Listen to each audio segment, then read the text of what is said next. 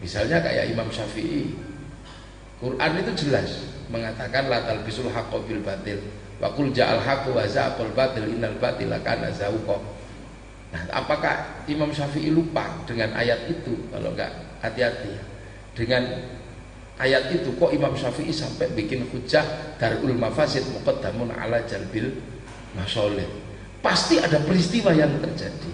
Sebegitu juga dengan Ibnu Athaillah nulis min alamatil i'timadi alal amal nuqsanu roja'i inda wujudi zalal, yang seolah-olah bertabrakan dengan ayat la talbisul haqqo bil batil, dengan ayat innani anallahu la ilaha illa ana fa'budni, terus wa ma khalaqtul jinna wal insa. Kok sepertinya bertabrakan? Ternyata tidak, karena pernah terjadi sesuatu di kalangan kaum muslimin. Seperti Ibnu Taimiyah sampai mengatakan bahwa pemimpin kafir yang adil itu lebih baik daripada pemimpin muslim yang dolim. Ini bukan Quran, karena Quran tidak seperti itu. Tapi pasti ada peristiwa yang terjadi di kalangan kaum muslimin sehingga hujah itu sampai keluar. Nah inilah, maka ini yang menyebabkan. Yang satu adalah peristiwa yang terjadi kaum muslimin terus ini bisa menjadi pijakan dalam mengambil hukum baru. Nah yang satu mengatakan tidak bisa, semua harus tetap kembali kepada hukum Allah dan Rasul. Nah kelompok yang seperti inilah yang kemudian dikenal dengan kelompok radikal. Sebenarnya istilahnya sih bukan kelompok radikal ya, kelompok tekstual,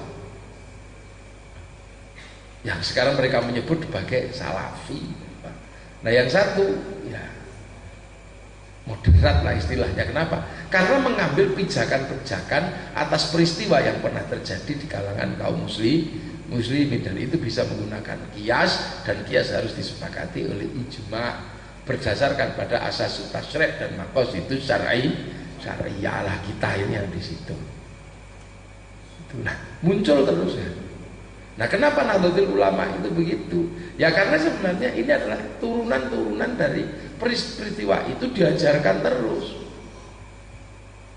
Nah, yang peristiwa yang paling pahit di zaman Sayyidina Ali diceritakan kepada anaknya yang namanya Sayyidina Hasan, Sayyidina Husain. Peristiwa pahit di situ dipegangi oleh putranya namanya Sayyid Ali Zainal Abidin. Peristiwa-peristiwa pahit itu dipahami oleh putranya lagi namanya Sayyid Muhammad Baqir. Terus gitu diajarkan lagi kepada, jangan sampai ini terulang. Nah diajarkan lagi kepada Sayyid Ali Uraidi, diajari oleh pakliknya Sayyid Musa Kadim, Sayyid Musa Kadim ini adiknya Sayyid Muhammad Baqir. Nah itu diajarkan oleh Sayyid Musa Kadim kepada Sayyid Ali Uraidi. Nah dari Sayyid Ali Uraidi ajaran ini diterima oleh Sayyid Muhammad, turunkan kepada Sayyid Ubaidillah, turunkan kepada Sayyid Isa An-Naqib, turunkan kepada Sayyid Ahmad Al-Muhajir. Ini terus bergerak membawa Islam, karena di sana udah ribut. Nah Sayyid Ahmad Al-Muhajir turunkan kepada Sayyid Alawiullah, diterima ajaran itu jangan sampai begini, teruskan kepada Sayyid Muhammad, kepada Sayyid Alwi. Sayyid Ali turunkan ajarannya kepada Sayyid Ali Khalid Qasam, diturunkan kepada Sayyid Ahmad Sohib Mirbad. Sayyid Ahmad Sohib Mirbad diturunkan kepada Sayyid Alawi Amil Faqih, turunkan kepada Sayyid Abdul Malik, sudah geser ke India sana beliau jadi Raja Moghul. Nah ini diturunkan kepada Sayyid Ahmad Jalaluddin. Makanya Sayyid Ahmad Jalaluddin ini terkenal seorang ahli resolusi konflik. Ketika kerajaan Annam sama kerajaan Campa itu perang, nah yang diundang untuk menyelesaikan konflik adalah Sayyid Ahmad Jalaluddin, Islam. Padahal dua kerajaan yang kelahi itu Hindu. Kerajaan Campa, saya pun bisa bayangkan, orang Islam itu diminta untuk mendamaikan orang Hindu. Saking baiknya tuh orang ini. Orang agamanya beda, bangsanya beda. Waktu itu bangsa Kamboja sini. Nah begitu damai, malah kerajaannya diserahkan sama Sayyid Ahmad Jalaluddin. Kita bisa bayangkan ini wong opo saking hebatnya.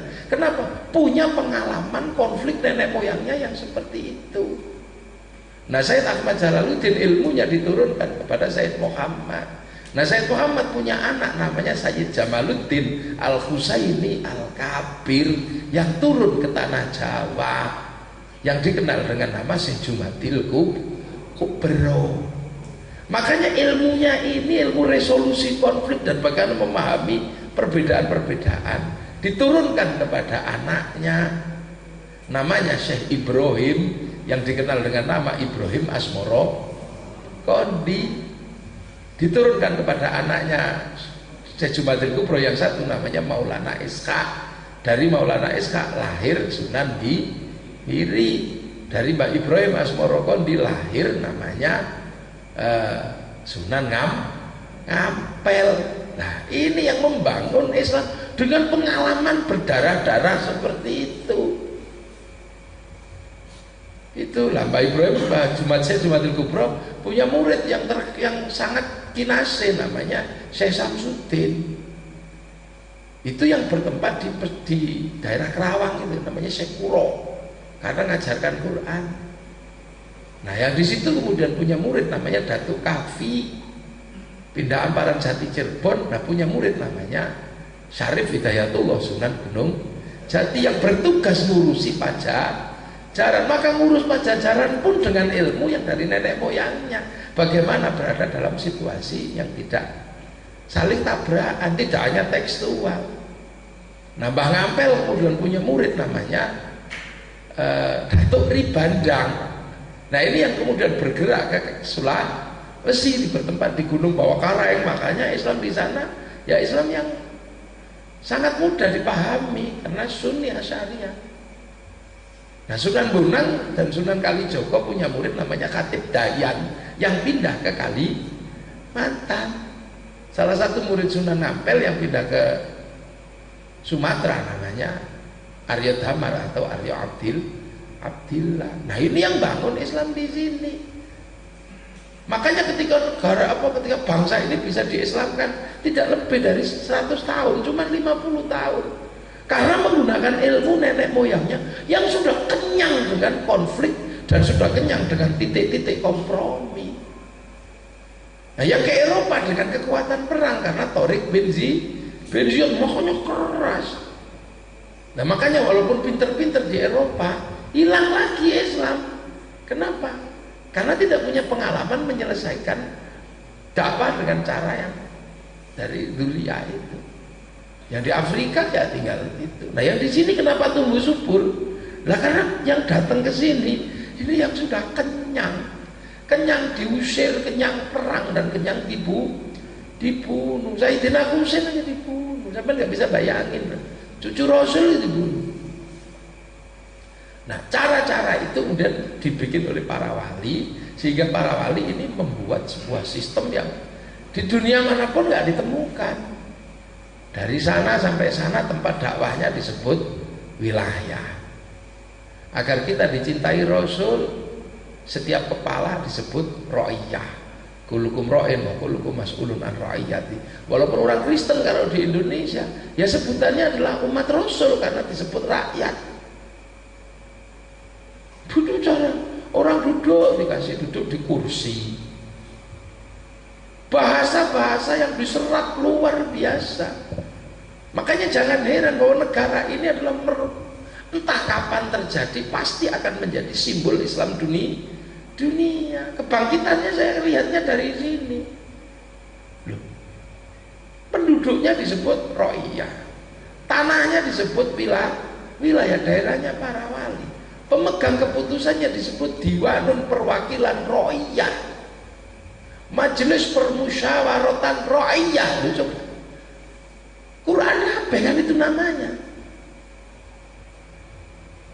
Tapi kan butuh proses yang panjang. Nah, untuk sampai jadi ya'lu walayu la'ala ini kan pasti terjadi di sini karena rumahnya sudah ada.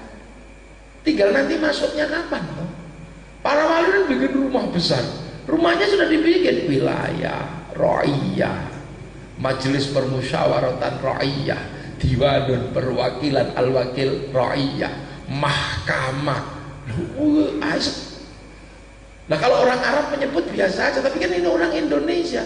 Jadi ruangnya sudah dibikin seislami mungkin tinggal pelan-pelan rumah ini akan dimasuki oleh orang Islam. Seperti dulu stasiun itu loh. Sampean waktu dulu lihat stasiun betapa jeleknya kan. Tapi sekarang kan stasiun mulai dibenahi, mulai baik. Karena apa? Ruang stasiunnya ada. Dulu bandara jeleknya kayak apa? Tapi lama-lama dengan perkembangan waktu kan menjadi baik. Nah, Islam di Indonesia lama-lama juga nanti akan menjadi baik. Nah, nanti juga yang ribut-ribut itu kan juga lama-lama sadar bahwa yang kayak gitu gak cocok di Indo. Nah, ya sekarang baru semangat-semangatnya, ya nggak apa-apa.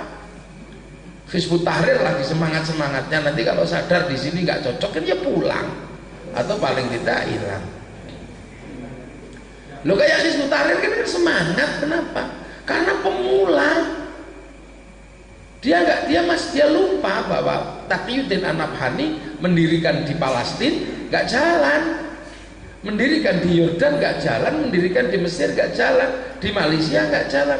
Lah di sini kan lagi semangat karena atiullah wa atiur Rasul. Kenapa jalan? Nah, kenapa mereka merasa bahwa berteman banyak? Karena Allahnya sudah ditanam lama di sini. Di sini sudah Islam semua. Jadi seolah-olah ngerangkul orang itu mudah. Kenapa? Karena ibarat sawah, tanamannya sudah ditanam oleh para wali sehingga temannya banyak. Tapi lama-lama nanti juga sadar tanaman sini nggak cocok dengan tanaman sana. Nah, kenapa? Nah, secara tekstual aja masalah kok. Atiullah wa atiur Rasul wa ulil amri minkum. Nah, ini kan baru atiullah wa atiur Rasul. Ya semangat. Nanti kalau sudah berhasil mereka mesti membayangkan ulil amri minkum. Tapi jangan lupa, nanti setelah ulil amri versi mereka terbentuk dalam bayangan mereka, hati-hati, fa in tanaza'tum fi syai'in, jika terjadi lagi perselisihan di antara kalian tentang sesuatu, farudduhu, maka kembalikanlah sesuatu itu ilallah wa rasul, kembalikan lagi pada Allah dan Rasul. Di situ sudah tidak disebut lagi ulil amri, maka mereka tidak memperbolehkan ulil amri yang ini menyelesaikan masalahnya yang baru. Maka ulil amri yang kemarin harus dihancurkan, ganti ulil amri yang baru. Katakan kiamat ya nanti. Karena ulil amrinya sudah gak disebut lagi.